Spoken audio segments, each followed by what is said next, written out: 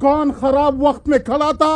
आज मैं दोबारा कहता हूं, आप आसमान पे पहुंच गए हैं। सेनेटर फिदा को मैंने यहां पे देखा हुआ है, फिर से बैठा हुआ है। वो मेरे कुलीग अनवरताज के पीछे गया है कि मैं तुम्हें पैसे दिलवाता हूं, मैं ये करता हूं, मैं वो करता हूं। आज वो फिर इधर बैठा हुआ है। जुनेद अकबर के खिलाफ वो इलेक्शन लड़ा है।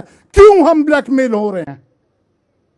जो जाता है जाए, जो आता है हमारे साथ, जो खड़ा रहे।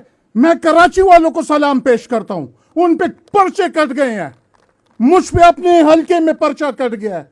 तो खान साहब, मेरी ये रिक्वेस्ट होगी कि इसके बाद चाहे हम अदम एतमाद जीतते हैं, चाहे हम हारते हैं, आप दोनों केसेस में जीत गए हैं। और मेरी आपसे ये रिक्वेस्ट होगी, अगर हम जीत जाते हैं फिर आपके इख्तियार है, ये असेंबलीज डिसॉल्व करें, वापस अपनी कौम के पास जाएं और इंशाअल्लाह जिस तरह जीत के आए हैं इसकी 3 गुना ज्यादा इंशाअल्लाह हम दोबारा आएंगे।